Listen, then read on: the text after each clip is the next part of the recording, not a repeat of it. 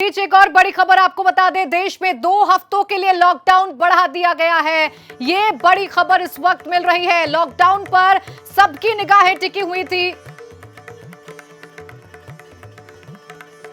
और CDS Vipin general Rawat ने ये बात अपने प्रेस कॉन्फ्रेंस में कही है कि देश में 2 हफ्तों के लिए लॉकडाउन बढ़ा है। तो ये बड़ी और अहम खबर आपको बता दें, तीनों सेनाओं की संयुक्त प्रेस कॉन्फ्रेंस, जिसमें एक तरफ जहां ये बताया गया कि तीनों सेनाएं अपना ग्रैटिट्यूड जो है वो पे करेंगी इस देश के लोगों के लिए, कोरोना वॉरियर्स के लिए, और 3 मई को विशेष काम करेंगी तीनों सेनाएं। तो वहीं जनरल बिपिन रावत ने यह भी कहा कि देश में 2 हफ्तों के लिए लॉकडाउन बढ़ा है। तो ये अहम जानकारी निकलकर सामने आ रही है, बड़ी खबर निकलकर सामने आ रही है।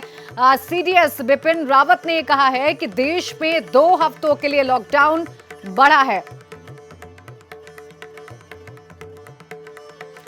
और इस वक्त एबीपी गंगा के संपादक राजकिशोर जी हमारे साथ जुड़ गए हैं फोन लाइन पर। राजकिशोर जी, तीनों सेनाओं की प्रेस कॉन्फ्रेंस, जिसमें साफ तौर पर ग्रैटिट्यूड किस तरीके से सेना पे कर रही है तमाम कोरोना वॉरियर्स को, ये बताया गया। साथ ही साथ एक बड़ी जानकारी, 2 हफ्तों के लिए लॉकडाउन बढ़ा, किस तरीके से देखें इसे? देखो प्राची, जिस तरीके से केस लगातार बढ़ते चले जा रहे थे और कुछ राहत जरूर हुई है और पूरी दुनिया ये मान रही है कि इसके अलावा अब कोई जरिया नहीं है लॉकडाउन बढ़ाने के अलावा। आपको पता होगा कई दुनिया के मुल्कों में लॉकडाउन बढ़ाना पड़ रहा है। तो ऐसी स्थिति में हिंदुस्तान, जहां पर इतनी डेंस पॉपुलेशन है, इतना घनत्व ज्यादा है, उसके बाद हमारे पास कोई चारा बचा नहीं है। तो मिनिस्टर ऑफ होम अफेयर्स उसने डिजास्टर मैनेजमेंट एक्ट 2005 के तहत इसको फिर से 4 मई से आगे बढ़ा दिया और ये प्रधानमंत्री कार्यालय से फैसला हुआ है।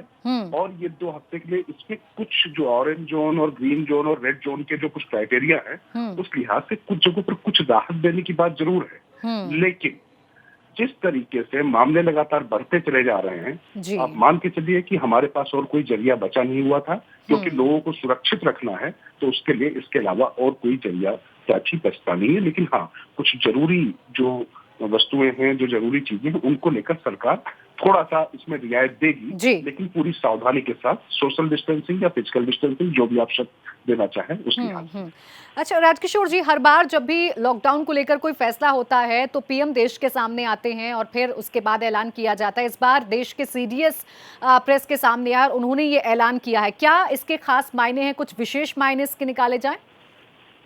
देखिए, विशेष मायने, जब प्रधानमंत्री देश का वजीर आजम, जो सबसे प्रमुख व्यक्ति है, अगर वो इस बात को कहते चले आ रहे हैं तो उससे ज्यादा महत्वपूर्ण कोई नहीं हो सकता। चीफ ऑफ डिफेंस स्टाफ निश्चित तौर पे बड़ा पद है, लेकिन वो प्रधानमंत्री से तो ऊपर नहीं हो सकते हैं। तो ये एक प्रक्रिया है, जिस तरीके की चीजें हैं, क्योंकि जिस समय सीडीएस ये बात कर रहे हैं, तो इसका हाँ एक मतलब आप समझ सकते हैं कि आर्मी भी पूरी तरीके से मैदान में है।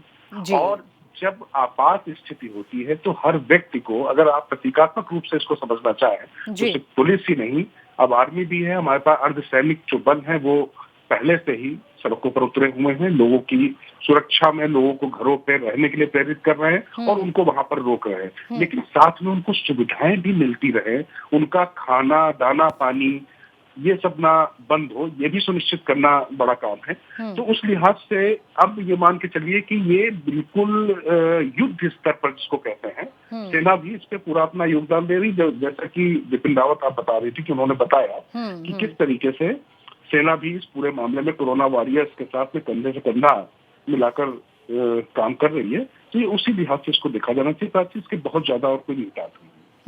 राजकिशोर जी, एक और खास बात ये रही कि सेना किस तरीके से प्रोत्साहित करेगी कोरोना वॉरियर्स को, ये भी साफ तौर पर दिखाई दिया। और एक अच्छी पहल, एक अच्छी कोशिश इसे जरूर कहा जाएगा, क्योंकि ऐसे वक्त में जब पूरा देश एक संकट से जूझ रहा है और कोरोना वॉरियर्स लगातार डटे हुए हैं, सेना जब ग्रैटिट्यूड पे करेगी तो वाकई में देखने वाला दृश्य होगा इस देश के लिहाज से भी।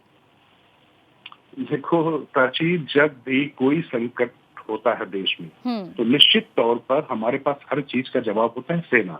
न सिर्फ सीमा पर, बल्कि अगर घर के अंदर भी कोई बहुत बड़ी दिक्कत आती है, आपदा आ जाती है या कोई भी चुनौती आती है, यहाँ तक कि राष्ट्रमंडल खेल के दौरान अगर पुलों का निर्माण करना होता है और वो नहीं हो पाता है, तो जो संयम, कर्तव्य निष्ठा, अनुशासन और तेजी से जिसको काम करना कहा जाता है और जिसको डिलीवर करना कहते हैं, वो हमारी सेनाएं करती रहेंगी। तो उस लिहाज से सेना निश्चित तौर पर अब ऐसी परिस्थितियां जब बनी हैं तो उनकी भी सेवाएं ली जाएंगी, और वो पहले से कर भी रहे थे।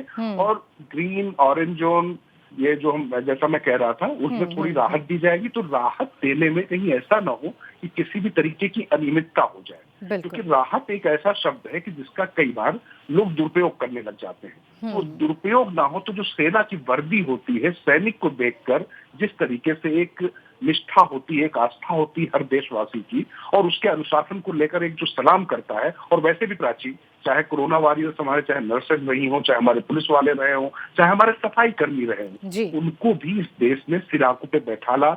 जो उन्होंने किया है उसको भी सबने इस्तेमाल किया है। अब सेना इस पर आ रही है, तो निश्चित तौर पर मान के चले कि अब इसको पूरी तरीके से कोरोना को हराना है, और इस पर कोई संशय नहीं है कि जब हमारी सेना भी उतरेगी तो कोरोना जैसी घातक बीमारी को भी नेस्तनाबूद किया जाएगा, उसको जमींदोज किया जाएगा।